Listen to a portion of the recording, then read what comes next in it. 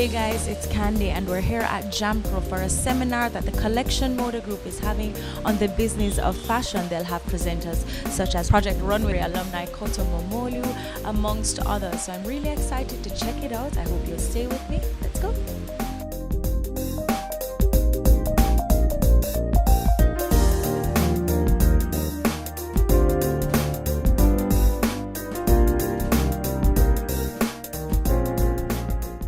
Not really about what we produce, but what the market wants. So one of the key things we have to be very, very aware of is how do we customize our products for these markets. Now, again, I mentioned that visitors must be considered as export, but even within exporting, you can target the tourists. So this is Robert Scott. Robert, you were the first presenter today. Tell us what you spoke about in your presentation. Well, we spoke about helping our designers to export their products. Exporting is extremely important, and we think there's a huge opportunity. When we look at the skill that we have here, we also recognize that though there is a challenge of the value chain. So we may not be able to manufacture as much as we like, and there are challenges getting the fabric and so on. But if we focus on the design element, then also focus on niche markets internationally, then we can get our products sold. From another angle too, we also must consider that selling to a tourist is also an export. Persons come here, enjoy the wonderful scenery and beauty of our country. If they take a little bit with them, maybe they'll continue to buy. I've seen 9 cruise ships parked almost side by side in Nassau. So there is a phenomenal opportunity. We at Jampro have not looked at an export mission with fashion. And I think we will eventually get there. Part of the challenge is, of course, resources that we have and so forth. But these are options that we really have to look at. And why was it important for you to participate in this kind of seminar? Well, Jampro recognizes fashion as one of the elements of the creative industries. We focus on film, animation, music, and fashion. Now, we haven't done as much as we would like to with fashion for a number of reasons, but we think that the facilitation role we can play, giving some direction, some guidance, and also the matchmaking with persons overseas, I think is a fantastic opportunity. And also if you look at the Jamaica Film Festival, how can you have a movie without fashions? Right. So it's an interesting complement, and we certainly want to be doing more in the future, and we really applaud persons who are putting together initiatives like these at the MoDA event to really help our people to go forward and to prosper. You have to really define who you are, and this is how you have to kind of distinguish yourself from the pack and kind of have a stand amongst the puzzle or presence.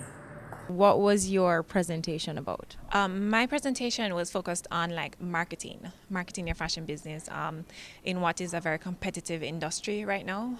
So how to, as a new brand, how to differentiate yourself or gain a platform, in that kind of industry. Right. And is there any one marketing tip that you could give for designers who want to get their brand out there?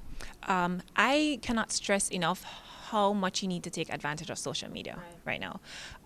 It is the easiest, most direct way to get to your consumer, and it is the most cost-effective way for a young designer to really get some kind of brand exposure and to start building a following for your brand.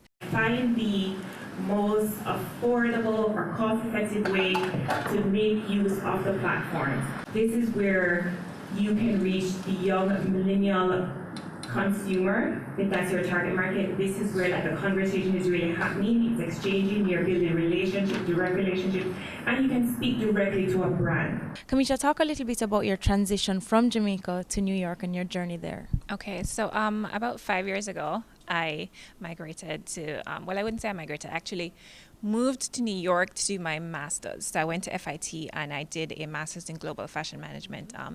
Initially, the plan was to be back in Jamaica by 5 years, but things happen. Your journey changes. So now I am living in New York full time and working on I've rebranded and now I'm launching the resort wear line La Poche. If you look at my collection on my website, it's very resort flavored. I'm Latino. I'm Mexican American, so there's always color. it's always sexy, and it's always that climate. But I'm really focusing my design aesthetic to a resort business. So you live here. You're developing your brand here. Tell us what your presentation was about. My presentation was, the subject was how not to start a business. Right. And it seems so depressing to me, so I just kind of gave a really quick synopsis on that subject. And I really want to talk about a lot of my life experience as a designer, and growing and learning all on my own, and being where I'm at now in my life and my career. And I know there's a lot of young talent in the audience, so it's like I just wanted to be able to share whatever information I could with them. There's no discounts when you're on vacation, because people don't think about buying something on sale. So I think what I'm 49 years old, and my experience in paying attention to where you're at right now in your brands, and you brought it up, it's a great point. Your biggest dollar here is the resort business. And people come here, they don't think about the discount. They're here to just enjoy their lives. I'm bored by the pool, I'm going shopping now. You know what I mean? It's like, and I think if you can focus on that, it's an incredible global business, because people want to go on vacation all the time.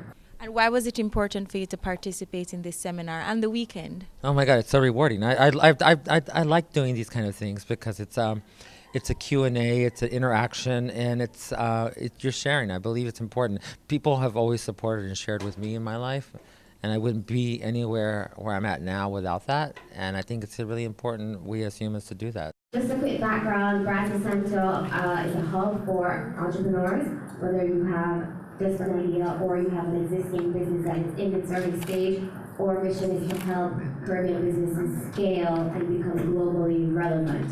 So I'm going to talk to you guys today about what it takes to become globally relevant, because that is what sources of funding are looking for. Lysandra, tell us a little about what you presented on today. I presented on building a business around your design capabilities.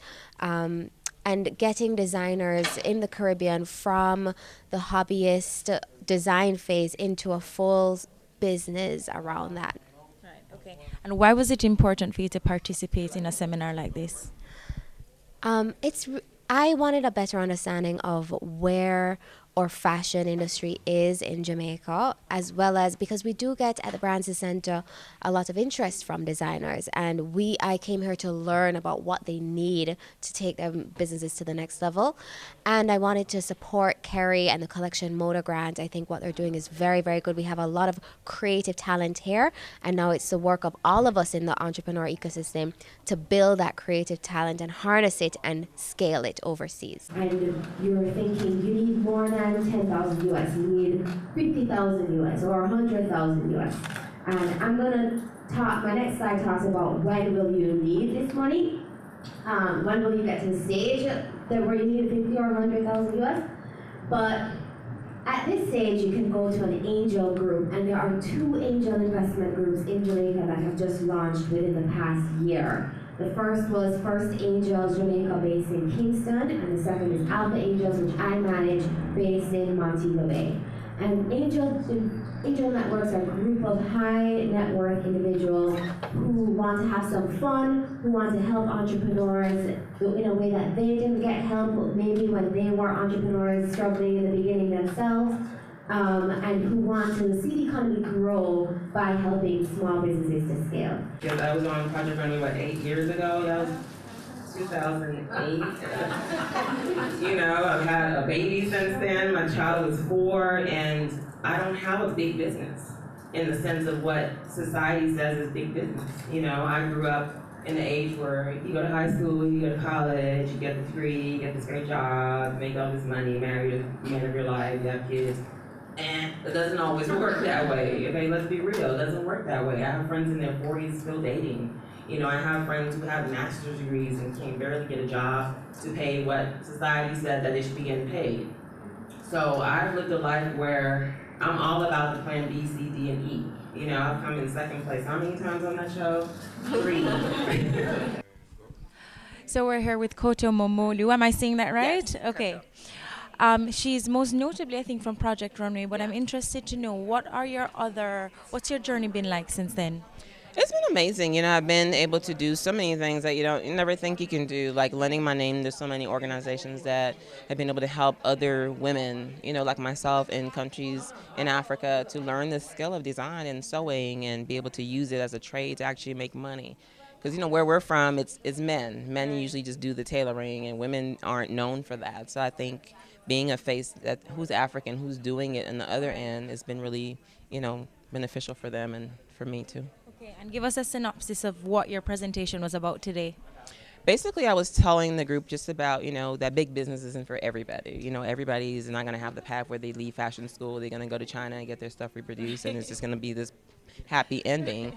There are roadblocks, and, in order to do big business in China, you have to be able to do 5,000 per style, and that's not, it's not realistic for up-and-coming emerging designer who's just coming out of school. So my thing was just telling my story and the roadblocks I have and how I had to really sit back and scale and see what was working for me the best and what continues to work for me, and saying that, everybody has to make their own path.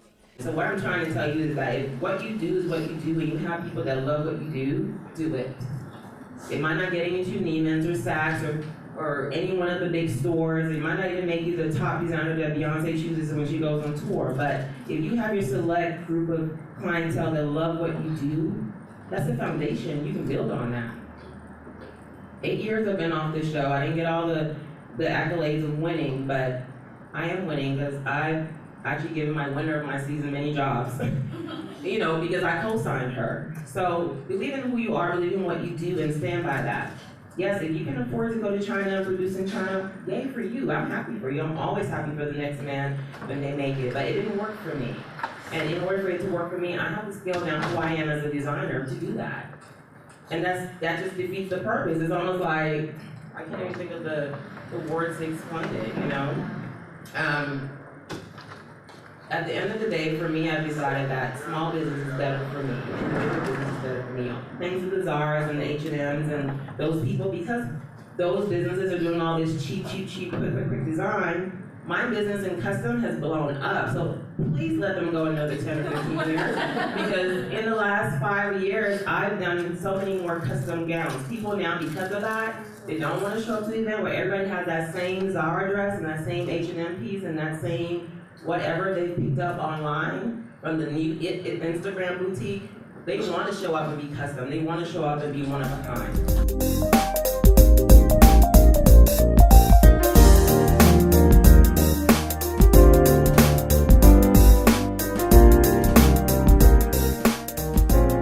That's it for us here at the Collection MoDA seminar on the business of fashion. Until next time.